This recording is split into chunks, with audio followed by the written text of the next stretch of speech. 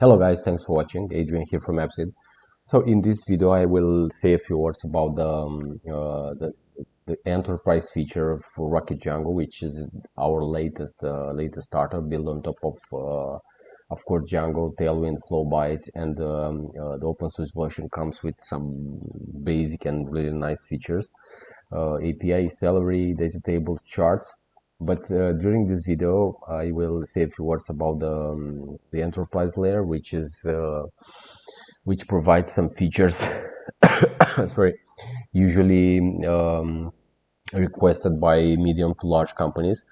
The first thing is to some big companies at some point needs to unlock the information where usually is stored in Excel or CSV files, and we helped in the last few months a few companies to decouple from this captive format like Excel, and extract the information, process the information, and load the information into a standalone application. In this case, it's Django, but we can do the same in for other technologies like Node.js and Rust and Go and other frameworks. Okay, how it works? So basically, the CSV is loaded into is processed by the CLI tool.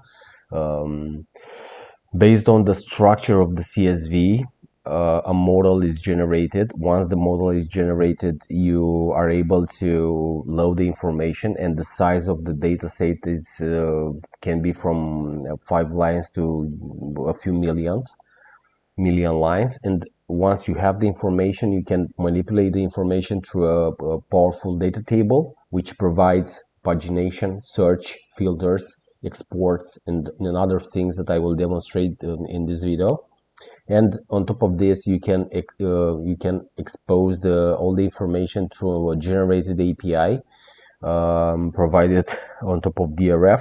So just in case you want to use that information in other application and consume that API in React, Vue, or whatever front-end technology you are using. This is quite a painful use case, because once you have the information, and a lot of companies, banks and large companies, they are used to store their information using Excels, but having an Excel can be an amazing thing that gives you access to the information. You can search, you can update the information, you can extract reports, but at some point you need to incorporate that information into another application. You need to extract custom reports that are not available by Excel. Also, you need to process that information that is provided in Excel, and transform the information and use it later for data house, or I don't know, whatever feature you need. And like this, you need to somehow to extract the information from that Excel and put it into a real application. So during this demonstration, I will do exactly this. And as a data set, I'm just using sales information downloaded from Gumroad, which provides some ordinary sales fields, and I will process the CSV. I will generate the model, and later I will access the information. So let's take a look at the process. Once you have an enterprise license from Rocket Django, you will get access to this to a CLI command, which provides two primitives. The first one is CVS to model, which knows how to translate all the CSVs saved in the media directory. And in this case, I have only one, which I mentioned before. It's a sales Excel provided by Gumroad, where all the information is saved. It's just dummy information. It's not something real, but might be enough to demonstrate the feature of the tool. So once you have the CSV, You also need to update this mapper .json, which stands is saved along with in the same directory.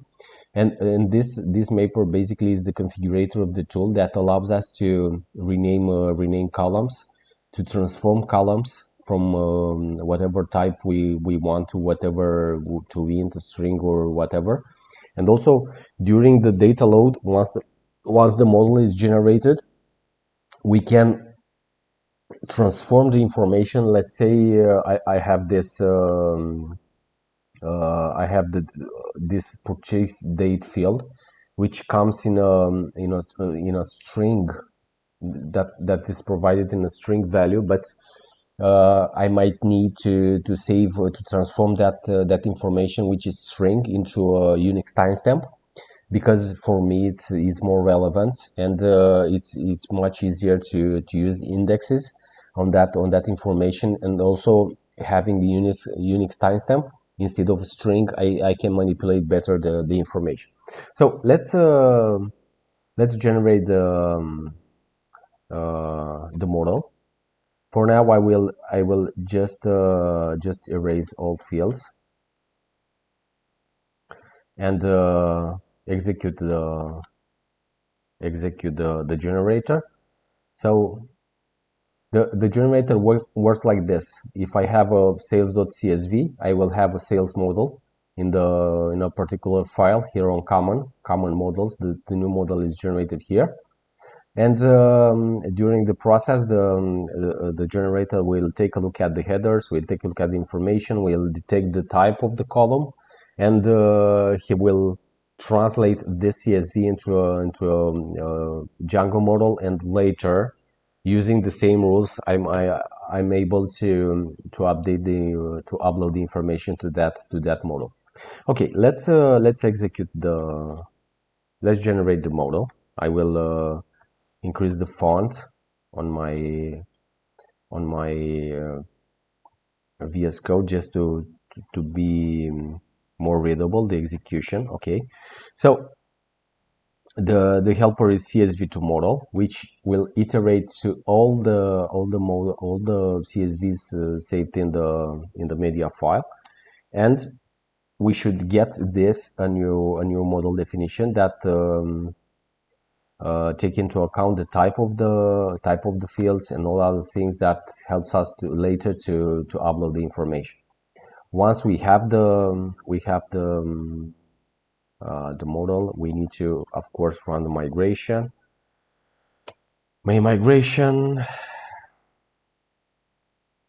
There's nothing to migrate because the previous definition was the same. I was tested before. And now I will run the migration just to apply the changes to the database, but of course also in this case there is no change. Now we have the model. Let's inject the information. So the information is loaded through the same helper, but we need to specify some inputs. L from load, and also we need to, there is another optional argument, which is D. D means deletion of the previous records on the table. In this case, I want you to have only the items provided by the sales CSV. Let's run it like this, and later we will run it without the minus the argument to see what happens. Okay, now the information is analyzed line by line. This might take a lot for in case you have a huge CSV, like, I don't know, 2 million, 3 million, 3 million rows. And in this case, the field will check out line by line all information, and also will apply these rules that allows us to rename a column, to change the type of a column, and also process a column by transforming, let's say, a string from, as I said before, a string from a date from a string representation to a timestamp representation. But in this case, we just run it the most simple case, so the load is quite fast. without transformers, and also using a small data set to explain the process. Okay, let's access the data set. Data tables are here. So we can see the same information is loaded. If we search for this, we can see here the information, the exact number. Okay, now we have the information. Why can we live with it? So we can visualize it, of course, with by specifying the items per page. We can search and add here some filters. I will demonstrate later, and also I can hide and visualize only the information I need. Let's keep the defaults. Okay, I will just hide the ID and purchase ID because are irrelevant. And in this case, let's filter the information to select what we need. Let's I don't know, let's attach a filter to the item name column to match this string. So I have here the item name. Now if I apply the filter, I will obtain a filtered data set from the entire information, and on top of this we can combine other filters as well. So let's do one more filter. I don't know, we have distinct emails here. I don't know, we imagine that we have the buyer's name that we want the buyer's name that starts with Nina. Okay, I will add another filter, buyer name. I will put here the filter, and if I apply it, I have only a single item, which is pretty cool. Of course, the filters are can be removed as well. Now we have the data set, which provides only seven rows. Let's rerun the data loader without deleting the information, so without that -d argument. And like this, the data set is the new rows are appended to the existing information, and like this we have more information. This is useful when you have, let's say, a CSV that loads the items for today, and you want to append the new data set that it's the information captured and saved for tomorrow. And like this, you have the whole history of your logs, and you have the possibility to analyze it without, I don't know, without storing the information in Excel. Like this, we have the more information. I don't know, I will run the loader 2 more times just to have more inputs. Okay.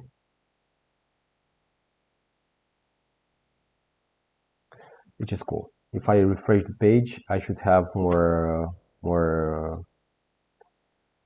items, and let's apply the same filters. I will my cool video, my cool book, I don't know, my cool video, let's say my cool video, item name. Okay, and I want to see only the items that were purchased by Paul. Buyer name. Like this, I have only the items that Paul was the buyer, and the information is filtered properly. So all these features can be customized further by applying some transformers. Let's say I want to, so the CSV comes with the buyer name, but I just want to rename it to buyer name X. Let me show you the diff on the files. We should see here the new change of the made on the model, and I want to just to rename this column from buyer name to buyer name X, and keep the type of the column. In this case, I need to rerun the generation of the model. If we go to the model definition, we can see here that the buyer name now is migrated from buyer name to buyer name X, and of course, being a change on the table, we need to migrate it, run migration.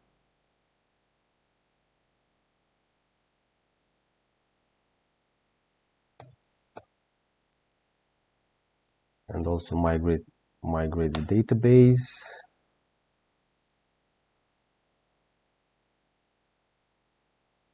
Okay. Let's refresh the page.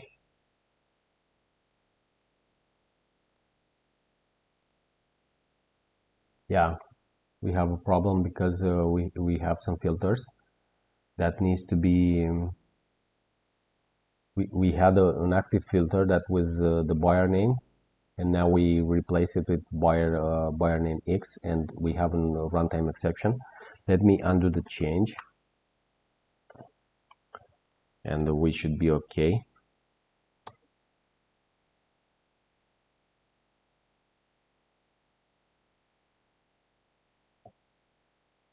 Anyway, the project is under, the feature is under heavy development, and we need to manage all these exceptions because it's not easy to write a converter and a reliable process. Okay, now we should be okay. Let me remove the filters. Okay, which is good. We have all the information here, and now I will just rename back the filter, migrate the database, and to refresh the UI.